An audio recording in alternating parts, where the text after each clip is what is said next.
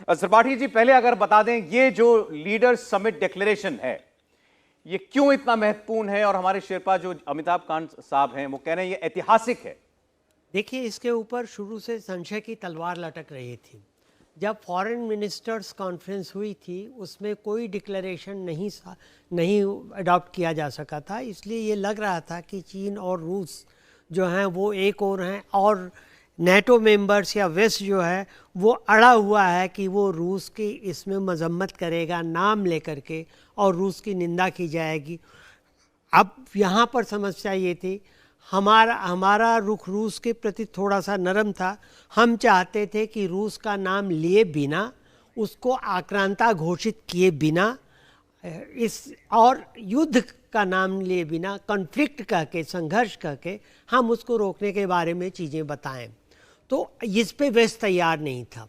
लेकिन मुझे लगा कि कल जब पहली बार मुझे लगा कि कुछ ब्रेक थ्रू होने वाला है, क्योंकि जब एक स्वर से सारे वेस्टर्न कंट्रीज़ ने कहा कि भारत की सफलता की कामना करते हैं और इच्छा है, उम्मीद है कि सफल होगी, और दूसरी चीज़, सारे प्रोटोकॉल तोड़ते हुए अमेरिका के राष्ट्रपति बाइडेन एयरपोर्ट से सीधे प्रधानमंत्री के घर पहुंचते हैं और वहाँ मुलाकात होती। वहीं से ये लगने लगा था कि अमेरिका के रुख में कुछ नरमी हम ले सकते हैं, गेन कर सकते हैं, और उससे ये कह सकते हैं कि ठीक है, आप जो भी लड़ाई जारी रख रहे हैं करते रहिए, लेकिन आप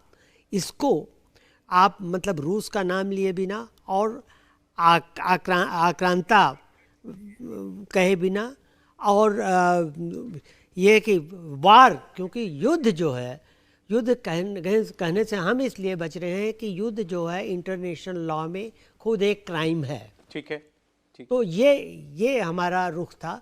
मेरे ख्याल से और देशों ने ये माना, पश्चिमी देशों ने माना कि वो जो कॉन्फ्लिक्ट कर रहे हैं या वॉर कर रहे हैं वो तो वैसे भी करते रहेंगे, चाहे डिक्लेरेशन हो या ना हो। तो डिक्लेरेशन हो जाने से अगर हमारे ओर से कुछ सॉफ्टनिंग हो जाए तो उससे ये रहेगा कि बात तो आगे बढ़ती है। हमारे लिए खास इसलिए था क्योंकि हमारी भी अपनी एक स्पेशल पोजीशन है उस युद्ध को लेकर के, हमने जो भूमिका ली हुई है। चाहे तो वो सब कुछ होते हुए भी ये जॉइंट डिक्लेरेशन का जो प्रस्ताव है वो सबने मान लिया है, जॉइंट डिक्लेरेशन आ रहा है। एसडी मुनि साहब भी भारत के पूर्व सीनियर राजनयिक हमारे साथ हैं। सर, आपका बहुत स्वागत है। जरा एक प्रधानमंत्री का बयान मैं सुनाना चाहता हूं, फिर मैं आपके पास आता हूं।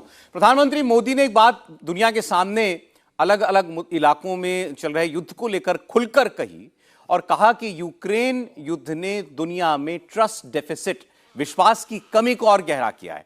ऐसे में भारत दुनिया के सभी देशों से एक दूसरे पर भरोसा बढ़ाने की अपील करता है। नरेंद्र मोदी ने कहा कि कोविड-19 के बाद दुनिया में विश्वास की कमी का बड़ा संकट पैदा हुआ और युद्ध ने भरोसे की इस कमी को और गहरा कर दिया था। लेकिन अगर हम कोविड-19 जैसी महामारी को हरा सकते हैं तो हम सभी देश चाहें तो विश्वास में आई इस कमी के संकट पर भी जीत हासिल कर सकते हैं। उसके बाद ये लीडर समिट डिक्लेरेशन आ रहा है। तो आप सुनिए थोड़ी देर पहले प्रधानमंत्री ने क्या बात कही थी। फ्रेंड्स, कोविड-19 के बाद विश्व में एक बहुत बड़ा संकट विश्वास के अभाव का आया है। युद्ध ने इस ट्रस्ट डेफिसिट को और गहरा किया है। जब हम कोविड को हरा सकते हैं तो हम आपसी विश्वास पर आए इस संकट पर भी विजय प्राप्त कर सकते हैं। आज G20 के प्रेसिडेंट के तौर पर भारत पूरी दुनिया का आह्वान करता है कि हम मिलकर सबसे पहले इस ग्लोबल ट्रस्ट डेफिसिट को एक विश्वास, एक भरोसे में बदलें।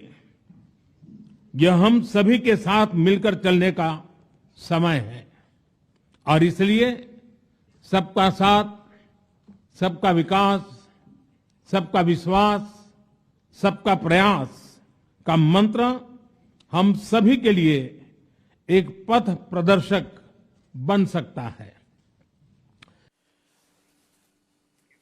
ये बात प्रधानमंत्री ने कही थी जब आज G20 के समिट का औपचारिक शुरुआत हो रही थी। उस वक्त सबको एड्रेस करते हुए प्रधानमंत्री ने इस बात से अपनी बात की शुरुआत की थी। और आप देखिए, सत्र खत्म हुआ, लंच हुआ, उसके बाद ये जॉइंट लीडर्स डिक्लेरेशन जो है वो हमारे सामने है। एसडी मुनि साहब, अमिताभ कांत साहब लिख रहे हैं ये ऐतिहासिक है और एक नई राह दिखाने वाला डिक्लेरेशन है। क्या खास इसमें हमने अर्जित किया? देखिए, ये तो मैं डिक्लेरेशन का टेक्स्ट पढ़े बिना आपको साफ साफ नहीं बता सकता हूँ, लेकिन एक दो बातें मैं आपसे कहना चाहता हूँ इस मामले में। पहली बात तो, कल रात अमिताभ कांत ने एक बयान दिया था जिसमें उसने साफ कहा था कि वो बहुत कॉन्फिडेंट है कि ये डिक्लेरेशन शाया होगा और जहाँ जहाँ भी विरोध है वो सब का सब एक कंसेंसस में बदल जाएगा। मैं खास तौर से ये बात इसलिए कह रहा हूँ कि इस शेरपा के लेवल के पर बात करने के लिए हमारी यूनिवर्सिटी के मेरे 3 पुराने विद्यार्थी लगे हुए हैं। उसमें अमिताभ कांत एक है, जयशंकर दूसरे हैं और निर्मला सीतारामन तीसरी है। तो मेरे लिए व्यक्तिगत रूप से बड़े गर्व का क्षण है कि हमारे जेएनयू के स्टूडेंट्स ने बहुत अच्छा काम करके दिखाया है। लेकिन जैसा मैंने कहा कि टेक्स्ट देखने पे पता लगेगा, जो बात अटकी हुई थी वो यूक्रेन वार पे अटकी हुई थी। और पिछली बार यूनाइटेड नेशंस में 1921-1919 में एक रिजोल्यूशन लिया गया था जिसमें रूस की तरफ से और अमेरिका और यूरोप की तरफ से भी हाँ भरी हुई थी। वही डिक्लेरेशन इंडोनेशिया के वक्त में जो G20 की मीटिंग हुई उसमें अडॉप्ट किया गया। लेकिन हमारे यहाँ जब मिनिस्ट्रियल बातें होने लगी तो उस डिक्लेरेशन को अडॉप्ट करने से मना कर दिया गया। इससे शंकाएं पैदा हुई कि ये क्यों नया रवैया आया है। ये बात सही है कि यूक्रेन वॉर ज्यादा गहरा गया है, उसके साथ साथ अमेरिका और चीन के आपसी संबंध थे वो भी काफी प्रतिस्पर्धात्मक हो गए थे। उस वजह से ये बहुत मुश्किल था ये कहना कि एक यूनानिमस एक कंसेंसस डिसीजन हो पाएगा कि नहीं हो पाएगा। लेकिन उसके ऊपर मैं समझता हूँ काबू पाया गया है और जो पुराने सॉल्यूशंस हैं उनको लाकर एक मत होने की राय बताई गई है। 2-3 और मसले थे जहाँ पे थोड़ी बहुत प्रॉब्लम थी। एक तो क्लाइमेट चेंज के मसले पे प्रॉब्लम थी, एनर्जी के मसले पे प्रॉब्लम थी, सऊदी अरेबिया को कुछ रिजर्वेशंस थे, चीन ने उनको सपोर्ट किया।